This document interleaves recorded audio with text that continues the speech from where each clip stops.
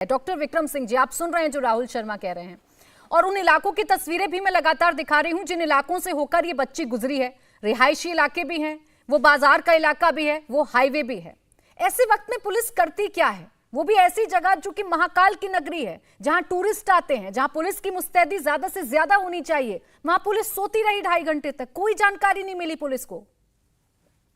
प्राची जी, सर्वप्रथम राहुल शर्मा जी को प्रणाम, उसके कुल और वंश को प्रणाम, उनके माता पिता को प्रणाम।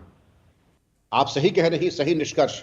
राहुल जी ने एक बिंदु और उठाया था कि 2 बार उन्होंने 100 नंबर कॉल किया, उन्होंने कहा कट गए। कट नहीं गए, काट दिए गए। या जो भी व्यवस्था थी, मैं इसकी भर्त्सना और निंदा करता हूं कि एक तो किसी ने कॉल नहीं किया, जब कॉल किया तो उठाया क्यों नहीं। मैं उम्मीद करता हूं कि हालांकि पुलिस का जो रिस्पॉन्स राहुल शर्मा जी के फोन के बाद था वो अच्छा था, लेकिन फोन कटा कैसे, मिला कैसे नहीं। लेकिन 8 किलोमीटर लंबे रास्ते में चलना और पुलिस का हस्तक्षेप न करना, और वो भी उज्जैन ऐसी महत्वपूर्ण नगर में, अत्यंत आपत्तिजनक और चिंता का विषय है। यहां चप्पे चप्पे पर कम से कम सीसीटीवी सर्वेलेंस ऐसी होनी चाहिए थी कि अगर इस प्रकार की जघन्य घटना हो रही है या हुई है तो कम से कम पुलिस उसमें सीधा हस्तक्षेप कर सके। आज सीसीटीवी एनेबल्ड ऐसे होते हैं टेक्नोलॉजी से, आईटी से, कि अगर ऐसा कोई भी जघन्य का अपराध होता है तो पुलिस कंट्रोल रूम को इसकी सूचना स्वतः स्वप्रेरणा से आ जाती है। स्वप्रेरणा से पुलिस रिइंफोर्समेंट पेट्रोल कार वहां पहुंच सकते हैं, पहुंचने चाहिए थे। इतने महत्वपूर्ण नगर में अगर इस तरीके की दरिंदगी और इस तरीके का अत्याचार, अनाचार, दुराचार, व्याभिचार हुआ, पुलिस ने हस्तक्षेप नहीं किया। 2.5 घंटे तक एक बच्ची, हम सबकी बच्चियां हैं, अगर उसके साथ ये हुआ तो ये अत्यंत दुर्भाग्यपूर्ण कहूंगा, अत्यंत भर्त्सना के योग्य है। और जिन जिन के घर के सामने से बच्ची गुजरी और उन्होंने सहायता नहीं की, उनको भी कम से कम, अगर कुछ नहीं कर सकते थे 100 नंबर डायल कर सकते थे, अगर वो भी आवश्यक नहीं समझा तो प्राची जी मैं समझता हूं कि उनको भी आज, जैसे राहुल शर्मा जी ने अपने कुल और वंश को अमर कर लिया, उनके लिए भी ये भर्त्सना और आत्मचिंतन का समय है कि उन्होंने अपने आप को और अपने कुल और वंश और मर्यादा को क्यों कलंकित किया। क्योंकि ये जो पाप बोध है ये जीवन पर्यंत उनको छोड़ने वाला नहीं है। एक छोटी सी बात थी, उस बच्ची को अंग वस्त्र दे सकते थे, उस बच्ची को फोन करके पुलिस की मदद दिला सकते थे, जो राहुल शर्मा जी ने कर दिया। वो तो छोड़ दीजिए, अपने दुत्कार के भगा देना। इस पाशविक निर्जीव और पत्थर हृदय का जो व्यवहार था, इसकी मैं निंदा करता हूं, प्रत्येक नागरिक करता हूं। आप कुछ न कर सकें, इतना कर ले। ये पुलिस की हेल्पलाइन है, 1090 है, 100 है, इतना तो कर ले।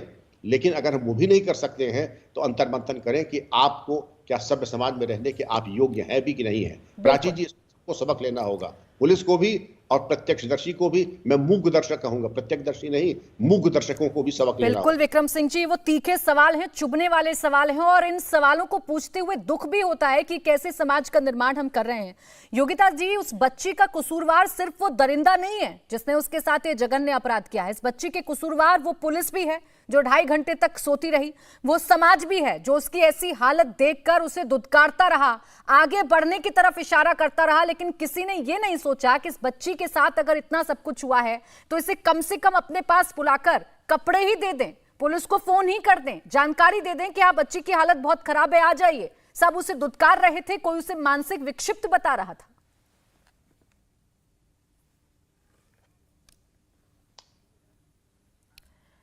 योगिता जी प्लीज अनम्यूट कर लीजिए, आप म्यूट पर हैं। प्राची जी, कल के बाद से मुझे नहीं लगता सिर्फ मैं, आई थिंक हम सब इतनी पीड़ा में हैं, क्योंकि सबसे ज्यादा हमें जो दुख लगा कि उसकी जो मदद इतनी देर तक नहीं मिली। सबसे पहले तो मैं राहुल जी को शत शत प्रणाम करूंगी, क्योंकि अगर राहुल जी जैसे लोग नहीं होंगे समाज में तो हमें, मतलब हम जो थोड़ा बहुत भी सर उठा पा रहे हैं वो भी नहीं उठा पाएंगे, क्योंकि हमारे समाज का सच तो हमने कल देख ही लिया। और वो निर्भया के समय में भी हमने देखा था कि कितनी देर वो तड़पती रही और कितने लोगों ने इग्नोर किया, और उसके बाद कितनी जन जागृति हुई। आज भी 12 साल बाद भी हम कहाँ खड़े हैं ये आप देख लीजिए। तो राहुल जी जैसे लोगों की बहुत जरूरत है। बहुत बहुत बहुत आभार आपका। और मैं क्या बोलूं, मेरे पास शब्दों की कमी है। बट जब वो इतना उन्होंने कष्टदायक, उस बच्ची ने ये इतना चली वो, तो क्या कोई एक पुलिस की पेट्रोलिंग भी नहीं थी वहां पर? समाज तो एक निकम्मा समाज था, वो भी देवभूमि पर, जहां पर लोग मतलब दर्शन करने जाते हैं, जहां पर लोग आस्था का लेके जाते हैं कि प्रतीक महाकाल का दर्शन करने जाते हैं, उसके 2-3 किलोमीटर के रेडियस में वो बच्ची के साथ ऐसा हो जाता है और उसको कोई मदद नहीं करता। हम कौन से समाज में हैं? कितना मतलब आयरनी है हमारे देश की, जहाँ देवियों को पूजते हैं, जहाँ नवरात्रे होते हैं, वहाँ ये हाल है हमारी बच्ची का जो देवी का प्रतीक है, और उसके बाद हम बड़ी बड़ी बातें करते हैं। तो मुझे लगता है समाज का तो आईना है। और ये जो लॉ एंड ऑर्डर की प्रॉब्लम है मध्य प्रदेश में, वहाँ सबसे ज्यादा घटनाएं एनसीआरबी के मुताबिक इसी थाने और इसी के आसपास उज्जैन में हुई हैं। सन 2020 और 21 में के आंकड़ों को अगर आप देखें तो क्या पेट्रोलिंग है, क्या लॉ एंड ऑर्डर है? क्या उन्हें लगता है कि भगवान आके प्रकट होके खुद बच्चियों को बचा लेंगे? नहीं, लॉ एंड ऑर्डर कहाँ है? क्या वो बच्ची ने जब ये 8 किलोमीटर की वॉक की, जो नरोत्तम मिश्रा को मैं सुन रही थी, उन्होंने ये तो फिर अपना पॉलिटिक्स शुरू कर दिया, पर उन्होंने ये नहीं बताया कि उनकी पेट्रोलिंग नहीं थी 8 किलोमीटर में, एक भी पुलिस वाला नहीं था, एक भी चौकी नहीं थी। क्या वो एक वस्त्र भी नहीं दे सकते थे इस बच्ची को, ढक भी नहीं सकते थे? समाज ने तो अपने आप को पूरा दिखा दिया कि हमारा समाज क्या है। पर क्या police patrolling, law and order नाम की कोई चीज है जिसके लिए हम टैक्स देते हैं? क्या वो एग्जिस्ट करती है? तो मुझे बहुत सारे सवाल हैं इस केस के बाद। तो एक आत्मज्ञान की प्राप्ति जैसे होती है ना, वो फिर से एक होता है ना, एक बार आपको हिला दिया है कल से, बहुत डिस्टर्ब। मैं खुद पर्सनली, बहुत सारे लोग मेरे से बातचीत कर चुके हैं, मैं खुद परिवार तो नहीं मिल रहा है, हमारे वॉलंटियर्स भी वहां तक पहुंचने की कोशिश की, और बच्ची स्थिर है और हमारे वॉलंटियर्स अस्पताल के आसपास हैं और हम मदद पूरी पहुंचाना चाहते हैं। बट ये चेहरा समाज का देखकर तो बहुत आश्चर्य हो रहा है, और ये सच्चाई अच्छा है सामने आ गई तो, क्योंकि घर में बच्चियां सबकी हैं और उस इंसान पे भी मुझे लगता है कार्रवाई होनी चाहिए। इंडिया टीवी हर वक्त हर जगह डाउनलोड करने के लिए सर्च करें India TV news Google play store या ऐप स्टोर पर।